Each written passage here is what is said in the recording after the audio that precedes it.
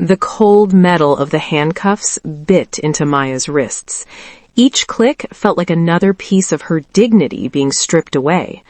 The lunchtime buzz at the Grandview Eatery had died, replaced by a thick, suffocating silence. All you could hear was the crackle of police radio and the smug breathing of her manager, Mr. Harrison.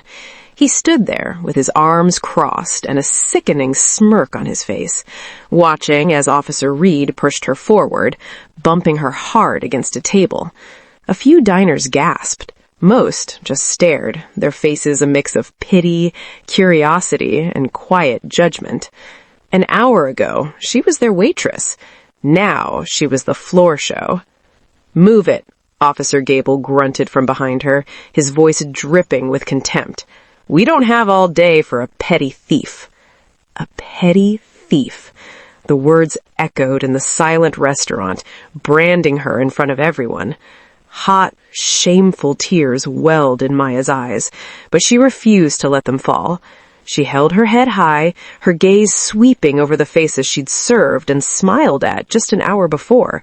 Now they looked right through her, their eyes reflecting the flashing red and blue lights from the patrol car outside.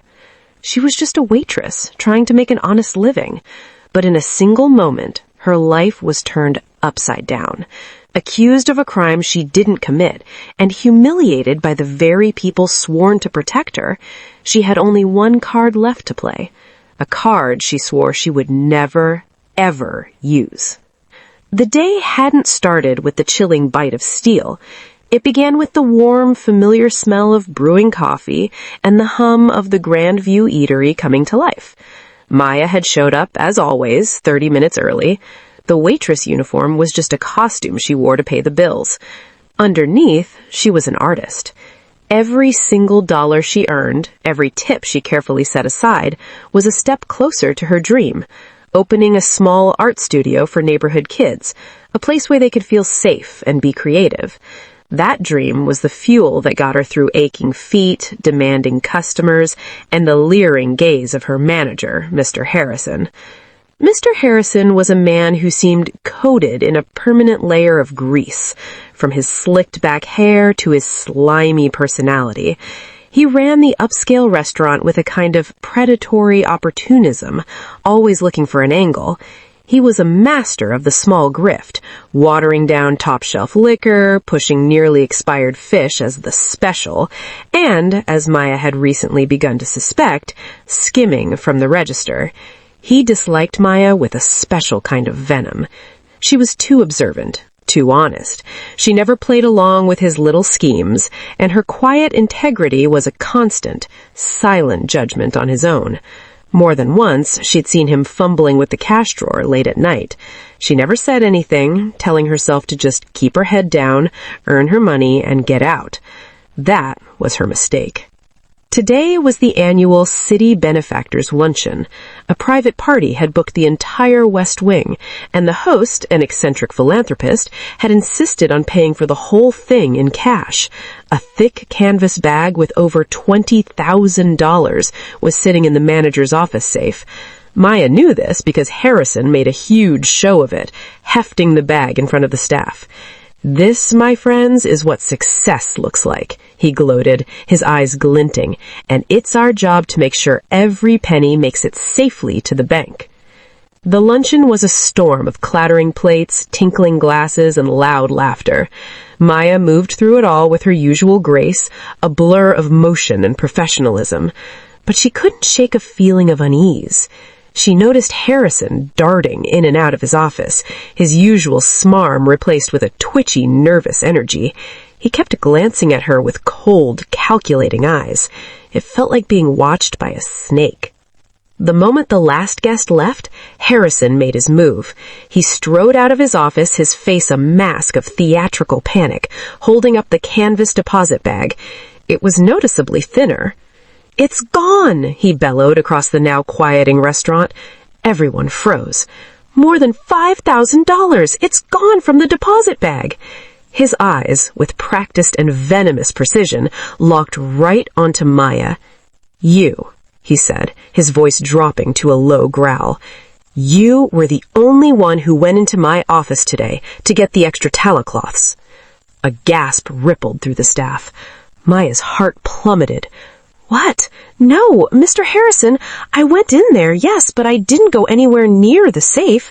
You were in there half the time." "Lies," he spat, taking a step toward her, playing to the audience. "I step out for 1 minute and you help yourself. I've seen you, always watching me. I bet you've been planning this for weeks." He was twisting her integrity into a motive, her quiet nature into cunning deceit.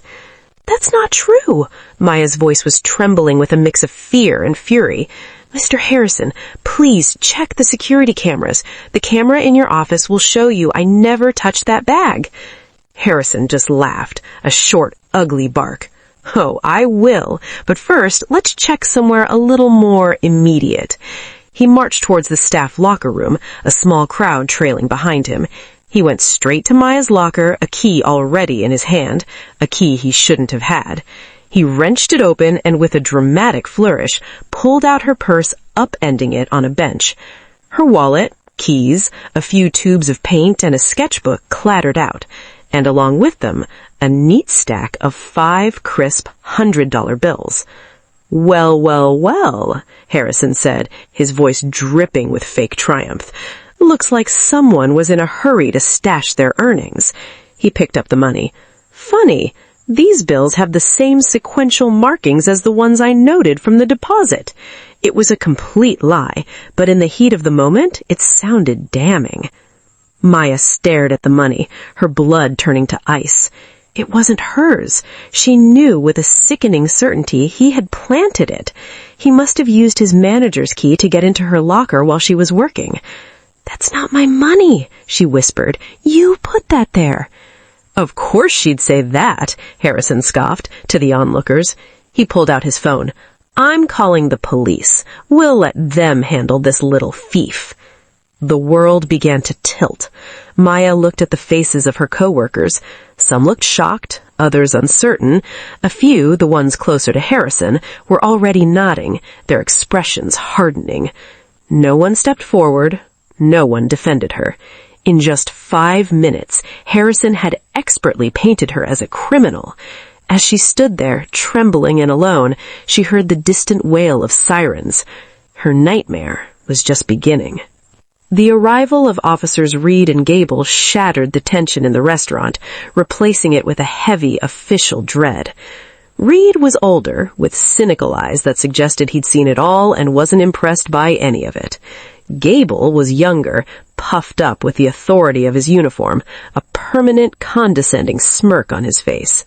Mr. Harrison met him at the door and launched into his well-rehearsed story, pointing at Maya, who stood frozen by her violated locker.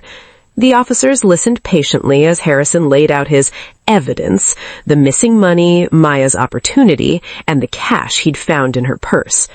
"Please," Maya's voice cut through, clear and desperate.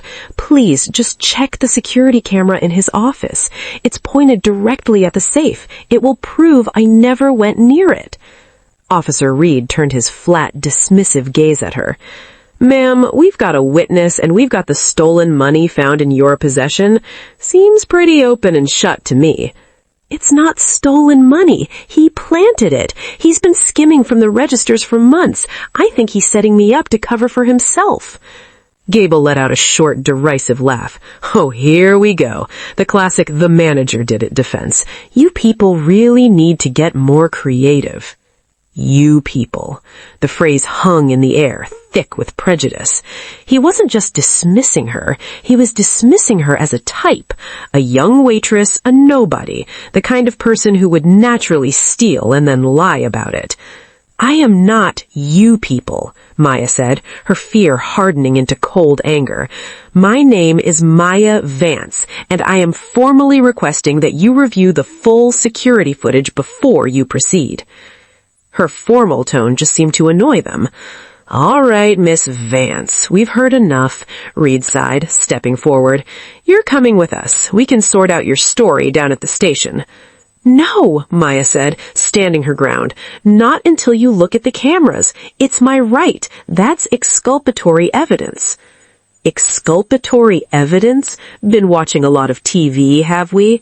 Look, sweetheart, we're not wasting our time digging through hours of footage on the word of a waitress caught red-handed. Are you going to come quietly, or do we have to do this the hard way? The threat was clear. This couldn't be happening. The truth was right there, on a hard drive just a few feet away, and they were flat out refusing to look. Tears of pure frustration finally broke free. This is wrong. You know this is wrong.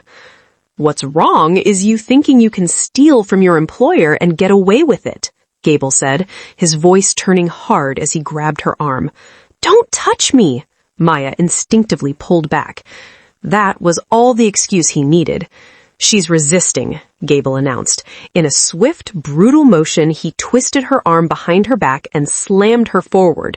Her cheek scraped against the rough upholstery of a booth. Reed moved in, pulling her other arm back. The cold, metallic click of the handcuffs echoed through the restaurant. She was hauled to her feet and paraded through the center of the dining room. Her face stung and her arms ached, but the deepest wound was the soul-crushing humiliation. Mr. Harrison's triumphant smirk was the last thing she saw before being pushed through the doors and into the flashing lights of the patrol car. In the back of the car, the officers in the front seat were laughing. "Did you see her face?" Gable chuckled. "Exculpatory evidence." They both laughed. Maya closed her eyes, forcing herself to breathe. The shame was a physical weight on her chest. They had stripped her of her dignity, her name, her freedom, all without a second thought. They saw a waitress, a thief, a nobody. They had no idea who they were dealing with. They had no idea whose daughter she was. In the darkness of the backseat, a cold plan began to form. She had avoided this her whole life, wanting to make her own way, separate from the powerful shadow of her family. But they had pushed her, and now they were all about to find out how big a mistake that was. She got one phone call. She was going to make it count. The police station was a sterile purgatory of beige walls and buzzing fluorescent lights. Maya was processed with a cold efficiency that was somehow more dehumanizing than the open hostility at the restaurant. Fingerprints, mugshot, possessions sealed in a plastic bag. Through it all, she was silent, her mind a fortress of cold resolve. She was led to a small holding cell, and the heavy door clanged shut. After what felt like an eternity, a guard appeared. "You get one phone call," he said flatly, leading her to a metal phone bolted to the wall. For a moment, she hesitated. Making this call felt like giving up, an admission that she couldn't do it on her own. She had worked so hard to just be Maya, the artist, not Maya Vance, the billionaire's daughter. But Mr. Harrison and Officers Reed and Gable had taken that choice from her. They'd pushed her into a corner where her own worth meant nothing. So she would use the only name they might understand. She took a deep breath and dialed a private number she knew by heart. It rang twice. "Yes?" The voice was calm, quiet, and held an authority that could bend markets to its will. It was her father, Alistair Vance. "Dad?" Maya's voice was a hoarse whisper, a sob catching in her throat. "Dad, I'm in trouble." On the other side of the line, in a silent office overlooking the city from the 92nd floor, Alistair Vance went still. He was in the middle of a multi-billion-dollar corporate takeover, but in that instant, none of it mattered. "Maya? Where are you? What happened?" His voice remained calm, but a dangerous, steel-like edge entered his tone. Through choked sobs, she told him everything. The manager, the planted money, the humiliation, the officers who laughed at her and refused to check the cameras. Alistair listened without a single interruption, his face an unreadable mask. When she finished, there was a short pause. "What is the name of the restaurant?" he asked, his voice soft. "The Grandview Eatery," she whispered. "And the officers?" "Reed and Gable, City Precinct 7. "I see," he said. Another pause. "Maya, listen to me. Don't say another word to anyone. Don't sign anything. I'm handling this. I'll be there soon. I love you." He hung up. The executives in the room watched as Alastair stood and walked to the panoramic window. He tapped the small communications device in his ear. "Helena," he said, his voice a low command. "Liquidate asset Alpha 7 immediately." A computerized voice replied in his ear. "Confirmed. Initiating liquidation." "Next," he continued, his eyes fixed on the city below, "initiate the purchase of 2 private entities. First, the Grandview Eatery. I want controlling interest within an hour. Price is no object. Second, Guardian Security Solutions. They handle surveillance for that district. Buy the entire company, outright." "Confirmed. Acquisition protocols initiated. Estimated time to completion, 55 minutes for the Grandview Eatery, 25 minutes for Guardian Security." "Excellent. Once we own Guardian, I want every frame of body cam footage from Officers Reed and Gable of the 7th Precinct for the past 3 hours. I also want a direct, unedited feed from every camera at the Grandview Eatery for the past 12 hours. Download it all to our central server." "Yes, Mr. Vance?" "Get the legal team ready. All of them. And contact the major news networks. Tell them I have an exclusive story about corruption and abuse of power, and that I will be providing irrefutable video evidence. My daughter needs me."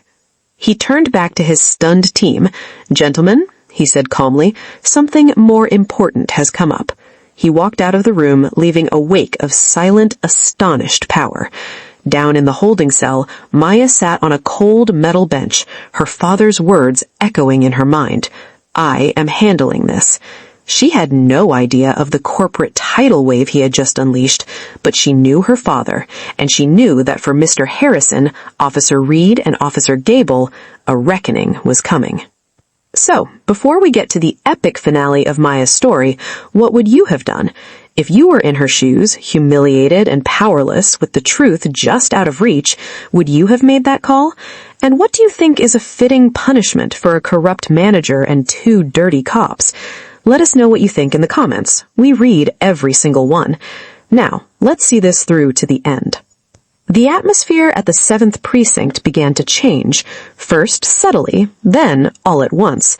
The bored desk sergeant suddenly found himself face to face with a team of 7 lawyers in impeccably tailored suits. "We are here on behalf of our client, Miss Maya Vance. We are instructing your officers to cease all questioning.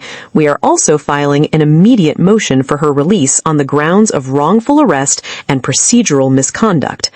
Before the sergeant could respond, the main doors slid open again. Alastair Vance strode in. He didn't need security. His presence alone sucked the air out of the room.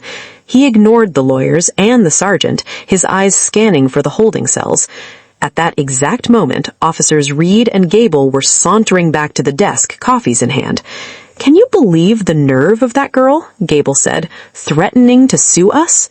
They stopped dead when they saw Alastair Vance. They didn't know who he was, but they recognized power when they saw it. Alastair's gaze fell on them, cold and full of contempt. "Officers Reed and Gable," he said. It wasn't a question. Reed puffed his chest out slightly. "Can I help you, sir?" "You can," Alastair said softly. Holding up his phone, the screen showed a crystal-clear video of Mr. Harrison stuffing cash into his pockets, then planting a small stack of bills in Maya's purse. "I believe this belongs to you. It's the security feed from my restaurant, the Grandview Eatery. I purchased it about 45 minutes ago. Funny thing about being the owner, you get access to everything." Reed and Gable's faces went white. "And this," Alastair swiped the screen. Now it showed body cam footage from Officer Gable's own vest, their dismissive language, Gable's sneering laughter, and the unnecessary force. The audio was pristine, even capturing their mocking words in the patrol car. The police chief came barreling out of his office, his face beet red. He'd clearly just gotten a frantic call from the city commissioner. "Mr. Vance, sir, there has been a terrible misunderstanding." Alastair didn't even look at him, his eyes still locked on the officers. "There has been no misunderstanding," he said coldly, his voice like a surgeon's scalpel. "There has been laziness, corruption, and a grotesque abuse of power. You didn't see a citizen deserving of due process. You saw a waitress you could bully. You were too lazy to do your job." He finally turned to the chief. "Your officers assaulted my daughter. They falsely arrested and humiliated her. My legal team is filing a $100 million lawsuit for civil rights violations as we speak." The chief looked like he was about to have a heart attack. "Mr. Vance, please, we can handle this internally. The officers will be disciplined, I assure you." "They will be fired," Alistair stated, "and they will be prosecuted. As for Mr. Harrison, my security team is with him now. He's being charged with felony theft and filing a false police report. He'll be joining my daughter in your holding cells shortly." Just then, the door to the holding area opened and Maya was brought out. She looked tired, but strong. She saw her father, and a wave of relief washed over her so powerfully it almost buckled her knees. Alistair crossed the room and wrapped his arms around her. "It's over, sweetheart," he whispered. He held her for a moment, then turned for his final move. "Chief," he said, "I suggest you turn on the news." On the small TV in the corner, every major channel was on the same breaking story. "We are getting explosive video evidence released by billionaire Alistair Vance exposing corruption within the city police department," a news anchor said gravely. "We are now showing the footage he provided." And there it was, for the whole city to see. The clear video of Harrison stealing the money, the damning body cam footage of Reed and Gable's abuse. The phones at the station began to ring off the hook. The fallout was swift and total. Reed and Gable were fired and indicted. The police chief was forced to resign. Mr. Harrison was convicted and sentenced to 5 years in prison. Alistair Vance settled his lawsuit out of court for an astronomical sum, which he immediately donated to a foundation for the wrongfully convicted. A few weeks later, Maya stood in a vast, sun-drenched loft space that smelled of fresh paint. Her father had bought the entire building for her. It was the art studio she had dreamed of. "It's too much, Dad," she said softly. Alistair came to stand beside her. "They tried to make you small, Maya. They tried to put you in a box. I just wanted to give you a canvas big enough that no one could ever do that again." Maya smiled, a real, genuine smile. "Thank you." He had used his power not just to save her, but to empower her. She was no longer just a waitress or just a billionaire's daughter. The ordeal had forged her into something stronger. She was an artist, a survivor, a woman who now understood the full scope of the world, but was no longer afraid of it. She picked up a paintbrush, dipped it in a vibrant shade of blue, and faced the massive, empty canvas. It was time to create her own picture.